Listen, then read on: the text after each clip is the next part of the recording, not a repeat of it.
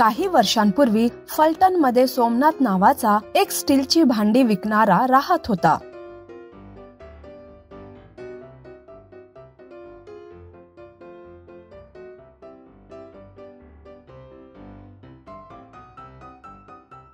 तो आपल्या ठेल्यावर स्टीलची भांडी ठेवायचा.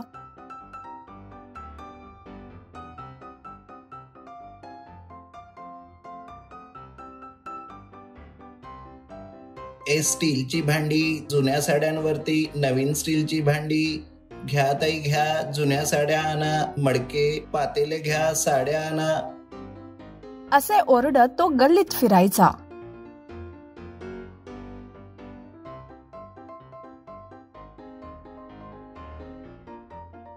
काही स्त्रिया आपल्या जुन्या साड्यांना बदलून स्टीलची मडके, पातेले, प्लेट्स विकत घ्यायच्या.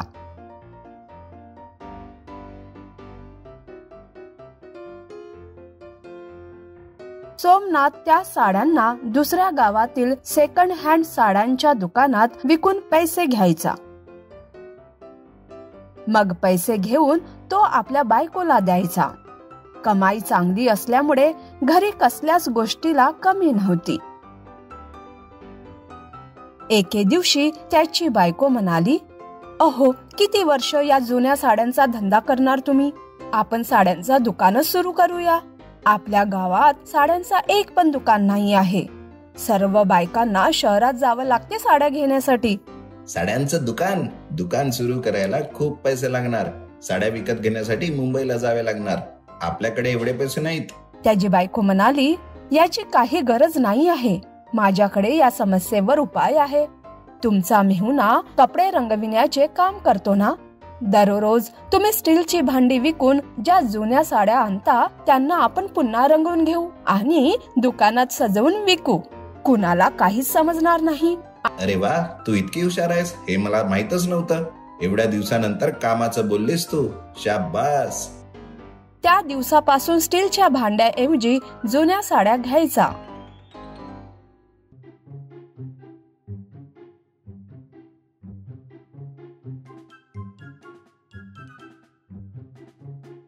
आणि त्यांना आपल्या मेहुण्याच्या दुकानात द्यायचा.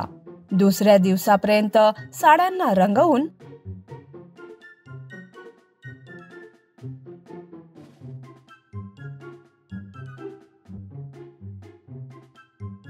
त्या साड्यांना तो परत करायचा. साड्या एकदम नवीन आणि चमकदार व्हायच्या. तेव्हा सोमनाथ विचार करायचा, आता कुणाला काहीच माहिती नाही होणार. काही दिवसातच भरपूर साड्या जमा झाल्यात. मग त्यांनी साड्यांचं दुकान सुरू केलं.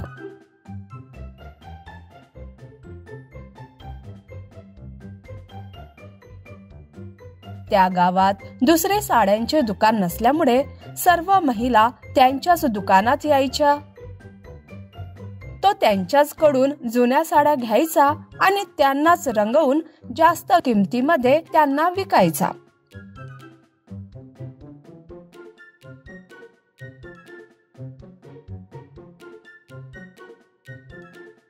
बिचाऱ्या बायका साध्या भोळ्या. त्यांना काही समजायचे नाही आणि त्या साड्या घालून आनंदित व्हायच्या. सोमनाथ आणि त्यांच्या पत्नीने खूप पैसे कमविले. एकदा शांता नावाची बाई दुकानात आली. दुकानात बसलेल्या सोमनाथच्या बायकोला ती म्हणाली, कमी किमतीमधील एक चांगली साडी दाखवा. सोमनाथच्या पत्नीने एक साडी काढून दाखवली. ही घ्या, कमी किमतीमध्ये आणि जास्त सुरेख. या साडीचा रंग तर बघा कसा चमकत आहे ना. शांताबाईला साडी आवडली. तिने पैसे दिले आणि साडी घेतली. घरी जाऊन जेव्हा तिने साडी उघडली तेव्हा तिला धक्काच बसला. त्या साडीवर तिने केलेली नक्षीकाम तिला दिसली. त्वरित ती आपल्या नवऱ्याकडे गेली आणि आपली साडी दाखवली. अहो, ऐकलत का? हे बघा. तुम्हाला माहित आहे ना की मी माझ्या प्रत्येक साडीवर नक्षीकाम करते ते. मागच्या हप्त्यामध्ये ही साडी मी स्टीलच्या भांड्यांच्या बदल्यात दिली होती. काय? सोमनाथ आजकाल भरपूर कमाई करत आहे. मी पण विचार करीत होतो. आता समजलं मला. मी त्याला रंगे हात पकडणार. दुसऱ्या दिवशी त्याने सोमनाथचा पाठलाग केला आणि त्याने पाहिले की सोमनाथ जुन्या साड्यांना आपल्या मेहुण्याला देतो आणि मेहुणा नवीन साड्या सोमनाथला देतो. तो त्वरित गाव प्रमुखाकडे गेला आणि त्याला सगळे सांगितले. दुसऱ्या दिवशी सोमनाथ आपला ठेला घेऊन स्टीलची भांडी विकत त्या गल्लीतून जात होता. स्टीलची भांडी, जुन्या साड्या द्या, नवीन भांडी घ्या. अचानक रस्त्यावरील महिलांनी त्याच्यावर झाडू आणि काठ्यांनी हल्ला केला. गाव प्रमुख सुद्धा सैनिकांना घेऊन तिथे आले. सैनिक त्याला अटक करून घेऊन गेले.